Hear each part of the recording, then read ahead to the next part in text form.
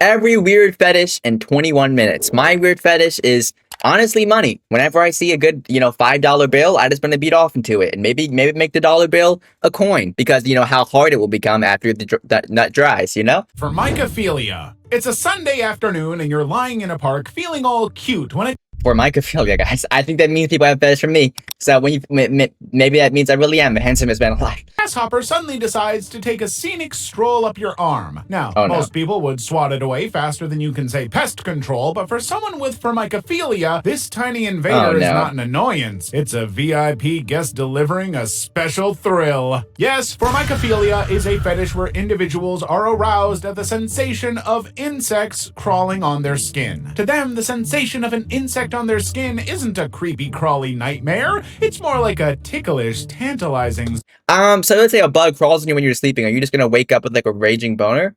Actually, I can't judge Micah's fetish.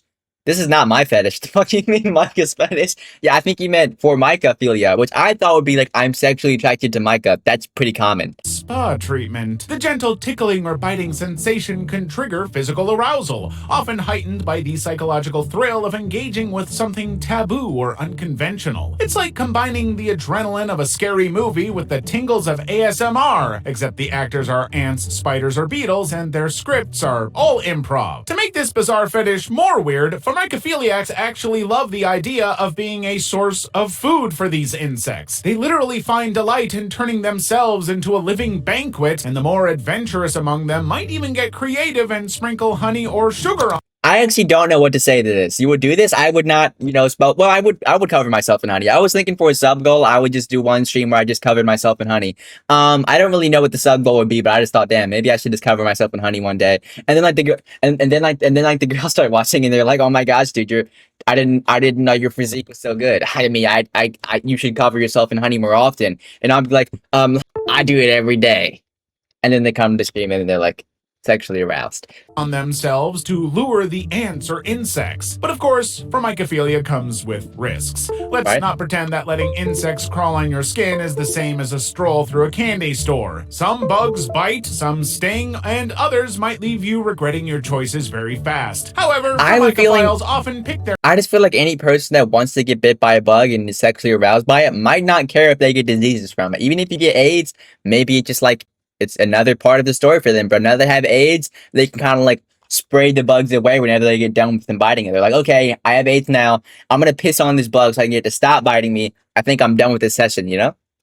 Partners carefully, favoring critters that are less likely to cause actual harm. After all, no one wants their steamy bug encounter to turn into an ER visit. Hybristophilia. Picture this. You're at a random frat party sipping your drink when a stranger walks up to you from nowhere and starts talking. You're initially trying to brush him off and walk away until he mentions that he just got released from prison for unaliving someone. Now, the normal reaction to hearing this would probably be to walk away because the red flags are pretty glaring. Right? But, well, for someone with hybristophilia, aka the Bonnie and Clyde syndrome, that's the highest level of attraction. Basically, so you see someone's a murderer, you're like, come murder this pussy. I mean, fair as I get. It's better than, well, was that worse? I don't know.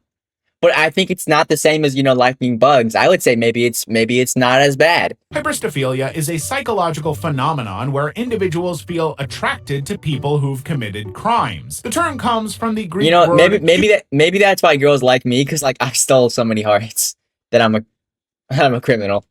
Which means outrage, and philia, which is fondness. So in essence, it's when breaking the law becomes a little too attractive. For someone with this fetish, there is something undeniably thrilling about being close to someone who lives on the edge and loves the thrill of danger. It's like dating a human version of a roller coaster. But I feel like people like this might not even be like attracted to like danger. Maybe they just like the adrenaline rush. It's like people who like a daredevils, guys. Maybe we're misconstruing it. Maybe they just like bad boys. Like me, I'm quite the bad boy. If any girls are watching this and the hippophiliacs, I'm a criminal. I'm a criminal, and I can. Ooh, let me stop there. Exciting, but slightly terrifying. Now, psychologists suggest that danger also activates the brain's reward system, so when you're around someone who exudes that danger, it would heighten your adrenaline and make everything else in your life spicy. Unfortunately, that spice might be paprika mixed with a felony. Then there's the fame factor, because if you follow the stories of infamous criminals like Ted Bundy and Richard Ramirez, you notice that they have a lot of fan mail in prison. That's because some hybristophiliacs are drawn to the notoriety of it all. It's like dating. So, because like girls want to date famous guys. So that means girls with hybristophilia want to date me even more. So. A celebrity, except their claim to fame isn't a hit album, it's, well, murder. Talk about deadly charm. They may even help with the crimes, smuggle goods to their criminal partners, or even act as accomplices. Aproctophilia. So for a while now, you've been talking to a guy you met on Instagram, and you both decide to finally have a first date. You head to the spot and everything looks absolutely perfect. However, as soon as your date finishes his first course, he starts to gas uncontrollably, and it stinks. And you just get out your chair, get behind his chair, and just start. Oh, I love it so much. I just want to smell every little feces in your body. That Chipotle you had 40 minutes ago, I can smell it. That sour cream you just installed, I can feel it. You know, Now, most people might blush, be a little embarrassed, or pretend they didn't hear anything, but well, not you. And that's because you have aproctophilia, which is a weird fascination with flatulence. In fact, the idea of hearing someone toot or smelling a person's gas just makes your... Okay, so people say when you want to get big, you have to appeal to a niche audience. What if my entire stream would just be like fucking tooting and farting? Would that appeal to a niche? Because I feel like this might be pretty common. I feel like you could probably meet a lot of people that have aproctophilia, right? Skip a beat. For you, it's as romantic as roses, as thrilling as roller coasters, and as intimate as whispering secrets in the dark. To be clear, aproctophilia isn't about just liking a funny fart joke. We're talking about a genuine, heartfelt, or perhaps a lung-felt attraction to the sound, smell, or sensation of flatulence. So it's like vaping? Just as some people find the smell of fresh-baked cookies comforting, aproctophiles feel a similar joy when their partner lets one rip. Vorarophilia. Vor. At its core, vorarophilia is all about a fetish where people are aroused by the idea of consuming someone or being consumed. Think of it like the adult-rated version of Little Red Riding Hood, where the wolf gets a little too into character. Now, for this fetish, there are two main sides, which are the predators, the ones doing the eating, often imagining themselves as dominant or powerful, as well as the prey, the guys who fantasize about being devoured because they see it as submissive, intimate, or even comforting. However, you should know that most vor fantasies are pure imagination or roleplay, and nobody is actually grilling human meat like it's Saturday backyard barbecue. But they engage in this fetish. I just feel like anyone that likes vor, or vor is like a vorophile, you're like I feel like that's some murderer shit, bro. I don't say that about a lot of things, but liking feet, that's not murderer shit. That's the normal human shit, bro. You know, liking to be yelled at, that's not murderous shit. It's not a human shit. But if you like the concept of eating a human, I don't think you're like, you should be locked up, I feel like. Using various means like roleplay, art, and stories with a thriving community of artists and writers who create fantastical depictions of these scenarios. Think cartoonish wolves or dragons swallowing people whole. Virtual vor has also become quite popular because the internet has made it more visible. Forniphilia. So your friend invited you to a sleek, modern art exhibit and you see a gorgeous chair in the corner. But as you get you just start rubbing your dick in between the leather and you just let one rip, bro. I mean, it's fair. Fair. Happens. Closer, you realize it's not just a chair, but an actual person crouched, posed, and painted to resemble the real deal. Now, while most visitors are left gawking in confusion, you find yourself oddly intrigued and actually flustered because the thought of a human serving as furniture stirs something deep within you. I was thinking like you wanted to fuck the chair. So I was thinking like, okay, let's say you go to church one day and they got really nice chairs. Is it like a quality thing where the chair is so nice you have to like just jerk off in? Or maybe you jerk off in it, fuck it in the chair? Or is it just like a person being a chair? I mean, I guess it's better than eating humans. In simple terms, you have a fetish called forniphilia, also known as human furniture fetishism. You see, forniphilia is a type of BDSM practice where a person is turned into a piece of furniture, quite literally. We're talking human chairs, tables, lamps, coat racks, and even coffee stands. Yes, that's right. Some people find eroticism in merging the functional with the flesh. In forniphilia, one partner would act as the furniture, while the other takes on the role of the user, the artist, or simply the one in control. This fetish often involves bondage to help the furniture maintain its pose, as well as props and costumes to enhance the illusion. How do people get into this fetish? I think fetishes are like, I don't know if they're like a natural thing. Or like, do you just wake up one day and you're just like, damn, I want to fuck the shit out of that chair I'm laying on right now? Or do you just, is it like maybe, I don't, can you choose, you don't, I don't know. I don't know if you get to choose these things. I feel like there's sound or content like in every male. Like, of course, every dude likes other dudes. Every dude likes feet. But like, I don't really know if you're born with the thing to like chairs. I don't know.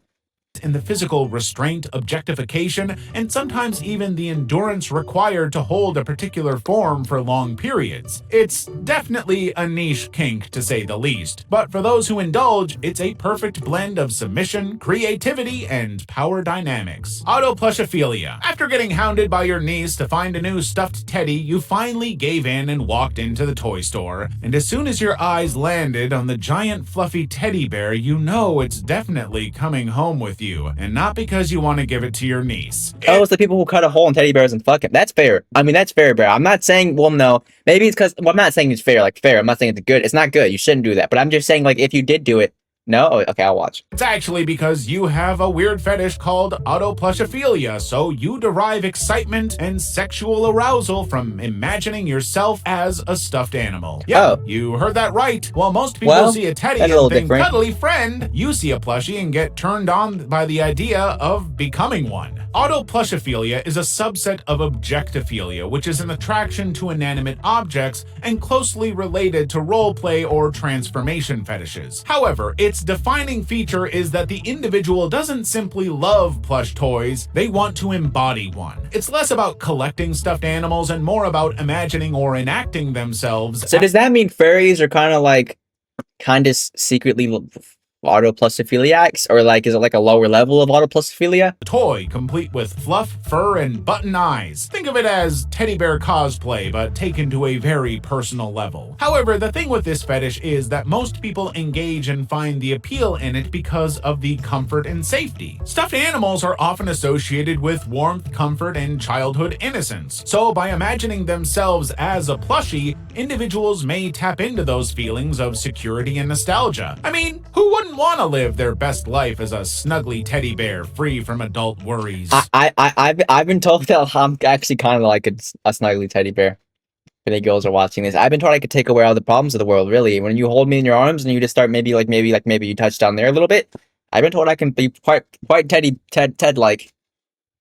Balloon fetishism. Oh, Looners. Wow. Oh, wow. If you were to walk into a room filled with beautiful blown-up balloons, unique name. you'd probably try to pop some or even play and bounce them around. However, for a looner, these balloons are more than just inflatable decor. They are the centerpiece of a highly specific and deeply personal form of attraction known as balloon fetishism, a paraphilia where balloons are a source of sexual arousal, emotional connection, or both.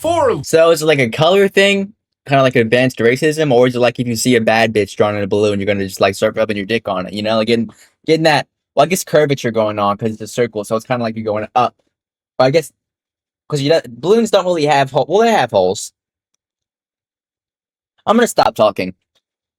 Looners, balloons are objects of desire, comfort, and sometimes fear. Yes, fear. In fact, one of the most fascinating aspects of this fetish is how it intertwines pleasure, anxiety, and anticipation. You see, looners come in all shapes, sizes, and preferences, much like their beloved balloons. The pop lovers find excitement in the bang and the tension of a— So let's say theoretically you fuck a balloon so hard it pops. Is that like gonna make you feel like good inside? Or nope? Why are we saying now nope? What's up, Caillou? balloon slowly inflating or being squeezed builds anticipation, and the loud pop is the climax, both literally and metaphorically. For them, the burst of sound and destruction is exhilarating. On the other end of the spectrum are those who adore balloons but can't bear the thought of them popping. For non-poppers, balloons are cherished objects of affection, cuddled, caressed, or simply admired for their shape, color, and texture. So let's say theoretically you made like a dick balloon, like you're a clown.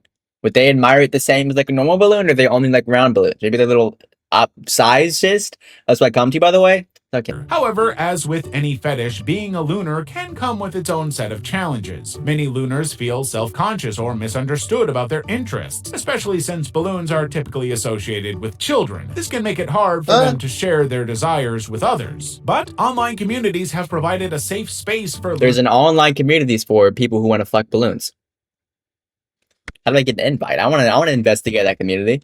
To connect, share experiences, and celebrate their unique passion. It's basically a colorful world of squeaks, squishies, and surprises. Nasophilia. Yes, nasophilia, or nose fetishism, is exactly what it sounds like, an attraction to noses. I feel like this is not nearly as bad as wanting to fuck insects, to be fair. I feel like if you just look at a nose and think that's a nice nose, well, I guess if you're attracted to the nose. Like, if you see them with the most perfect nose, but have the most disgusting face, maybe you don't like them, or is it like you see the nose and it adds on to the face, or the face adds on to the nose, or like, it's for a dude, you want to fuck the nose hole, not the coochie?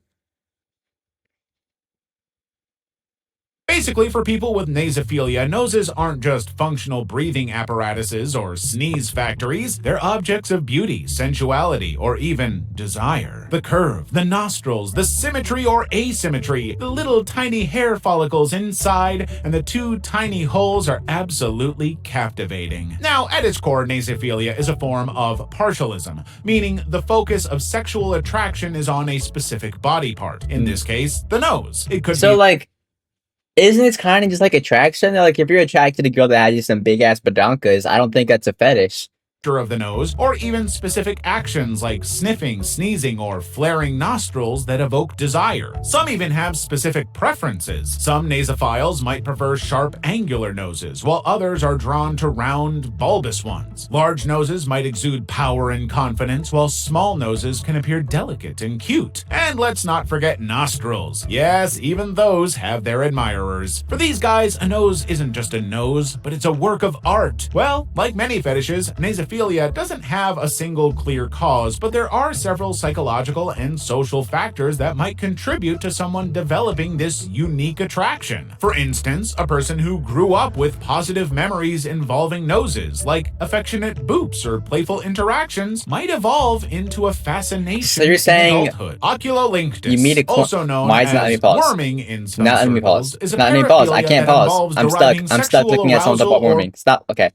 So let's say theoretically, right? You're a clown. You're a clown who goes to kids' parties. Maybe you're just like, you're just a big clown guy. You like to be a clown. You like to mess around as a clown going downtown bars. And you have a big red nose. And you tell people not to touch it. But one time, someone just forgets, right? Let's say the mom of the party you're at, she boops her nose and you just come on the spot. Would that count as sexual harassment, or would she be the one who sexually harassed you because that's a sensitive body part for you? It's like if they just grabbed your tip and started squeezing it, bro. That would be sensitive. From licking eyeballs or having your eyeball licked. Yes, it's exactly what it sounds like. No metaphors here. This fetish normally involves two people who experience the sensation in their own way. For the person doing the licking, there's the slippery, wet texture of the eye, and for the one being licked, This is a bad it's time the to come. unusual, ticklish, and slightly invasive. So let's say, actually, I'm not even going to go to the hypothetical there. I'm not going to think about the hypothetical. We're Micah stream. No hypotheticals. There's not any scenario where okay, we're going to rewind. It's a bad time to come. What's up, man? It's what the fuck you watching? Every weird fetish explained. So, it's okay. We're just not even, we don't have to acknowledge it right now. We're just going to finish this video. Feeling of a tongue sliding across one of the most sensitive parts of the body. Now, Your as eye's with sensitive? most fetishes, So let's say oculolinctus theoretically, has psychological someone were to come in your eye. Because it's sensitive, right? If someone comes in your eye, would that hurt, or would that be like water going in your eye? That's not even. I hate my fucking computer so bad. It's not even play with. Logical and sensory underpinnings that make it appealing to certain individuals. First of all, there's the whole issue of trust and intimacy. Let's face it, letting someone lick your eyeball takes a lot of trust. Eyes Right? are incredibly delicate, and the act of licking one requires a level of vulnerability that can deepen Hopefully that'll take emotional some and skill to physical lick an eye, no? connections between partners. Also, your eyes are packed with nerve endings, and this makes it an incredibly sensitive area, so the unusual sensation of a tongue on their eyeball Right? can be stimulating and even pleasurable. But then So here is where things get tricky. You see, from a medical perspective, oculolinctus is not a safe practice and carries serious risks. The human mouth is full of so if you have like AIDS, have you ever had, I guess, a pink eye? But like, why eye? Because I feel like there's a lot of other sensitive parts in your body, like your nipples. Okay, sure, lick my nipples, bro. Your tip, okay, bro, lick my tip. But your eyes, how do you even figure out you like that? Because I feel like that's not something you like. Just randomly one day you woke up to like someone licking your eye and you just realize you liked it a lot. How do you start? How do you know you like this? I need someone to lick my eye so I can figure this out. bacteria, and introducing these microbes to the eye can cause serious infections, including conjunctivitis, aka pink eye, or even more severe conditions like corneal ulcers and even herpes simplex. Plus, the tongue isn't exactly a precision instrument. So if it scrapes the cornea, Unless you're like me and your tongue can do wonders. I actually remember one time I went right into the coochie and I was able to find the. I'm gonna stop there. Actually, I'm gonna stop. I gotta stop being weird. What would an eyeball taste? cause abrasions, swelling, discomfort, or long-term damage to the eye's surface. Thankfully, oculolinctus isn't exactly sweeping the world like a viral dance trend, but it has gained attention in recent years, especially in who? certain online communities and subcultures. It briefly made headlines in the early 2010s when reports surfaced of teens in Japan engaging in eyeball licking as a form of intimacy. However, these claims were largely exaggerated by media outlets. In reality, oculolinctus remains a niche fetish practiced by a small but devoted group of enthusiasts. Most people, understandably, can't imagine letting someone's tongue anywhere near their eyeball. And that's totally okay. Mashalania. It's a scorching hot day. The sun's blazing, the pavement feels like lava, and everyone's wearing as little clothes as socially acceptable. You walk into a bar dying for a cold beer, but just as you spot a frosty mug calling your name, someone nearby lifts their arms to stretch, revealing their— And you just see all 14 of their armpit hairs and think, damn, he's unshaved. I can't even jerk off tonight because how sad I am. No, I though. Well, maybe actually. armpits, and bam, your heart skips a beat. You're not sure why, but suddenly the air is thick with attraction and an unshakable chemistry. Well, here's the why. You have a fetish called mashalania, also known as the armpit fetish. For most people, armpits are like that one quiet kid in school, barely noticed, rarely talked about, and definitely not the center of attention. But for someone with mashalania— Unironically though, I've seen armpit talk. It's not that uncommon, bro. I've seen a lot of people talk about armpits, and you know, not my thing, but can't knock it till I try it. yeah, armpits are the headliners of the show, the main act in the theater of desire. Basically, this fetish is when someone finds armpits irresistibly attractive and can involve all sorts of armpit appreciation, from admiring their smooth appearance to enjoying their scent, to touching, kissing, or even licking the area. For those with this fetish, the armpit is like a hidden treasure chest of sensuality. It's soft, delicate, and let's face it, kind of mysterious. What's even weirder than having an armpit fetish is that it may not be as crazy as it sounds. You see, your armpits are loaded with sweat glands, particularly apocrine glands, which release— And those glands actually are just, you know, nut. Because you could have nut in your armpits, theoretically. Those smell like onions. I don't know what an armpit smells. Well, no, I guess it just smells like ass. But maybe people like— I don't think anyone likes smell of onions, though, to be fair. Even if you liked armpits, I don't think any human being smells an onion and thinks, damn, I'm sexual right now. pheromones, those sneaky little chemical signals that can trigger attraction on a subconscious level. That musky natural scent that some people wrinkle their noses at, for others, it's like a love potion straight out of Harry Potter. It's primal, it's raw, it's biology doing its thing. There's also the fact that your armpit is like the satin sheet of the human body because the skin there is extremely soft and sensitive, which makes it incredibly stimulating. Basically, if the body were a road trip, the armpits would be one of those hidden scenic routes nobody talks about. But once you discover it, you'll be wondering why you never tried it before. I don't know about that one. Let's say you're watching a deeply emotional movie and one of the characters breaks down in tears, and while everyone else in the room is grabbing tissues and saying, "How sad," You're just watching him cry and just start jerking your shit fucking crazy style. You're just looking at him like, cry. Yes.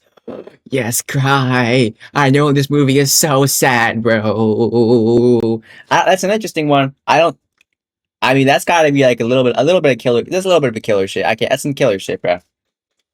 you're thinking about how pleasurable the sound of them wailing actually is. If Oh. that sounds familiar, you might be exploring the world of dacrophilia, which is a fetish where arousal is linked to tears, crying, or emotional vulnerability. It's not necessarily about causing tears, though for some it can be, but more about the emotional intensity and vulnerability that crying represents. So basically, people with dacrophilia might be drawn to the physical act of crying itself, like tears rolling down cheeks, quivering lips, or red, puffy eyes. Some are attracted to the emotional release that crying symbolizes, such as pain, sadness, or catharsis, while others just love the power dynamic involved, especially if one person is comforting or in control of the crying partner. However, for some people, it's really not about sadness or suffering in a malicious sense. Rather, it's about the intimacy of experiencing someone's raw, unfiltered emotion. The weirdest part is that sometimes dacrophilia isn't even always about the other person. Some dacrophiles enjoy crying themselves and find release and arousal in their own emotional vulnerability. They might even deliberately trigger their own. So whenever they cry, they're like, damn, I'm really spilling my heart out right now. It's time to start spilling my semen out. They cry, they're like, damn, I'm really spilling my heart out right now. It's time to start spilling my semen out. Emotions or indulge in self-reflection to make themselves cry. Premastistophilia. So you just came back from the club and were walking down a dark alley when someone suddenly comes out of nowhere and tries to mug you. Now, most people would feel a mix of fear, anger, and panic. But Right. for someone with premastistophilia, that moment of being robbed or coerced would spark something entirely I different. think we're done with this video. There's just too many of these, bro. I thought I could get through all of this, but this, I don't think I want to know about it anymore, bro. I think I'm cursed with a little too much knowledge right now. I don't think I like this knowledge. Debbie, run it for me.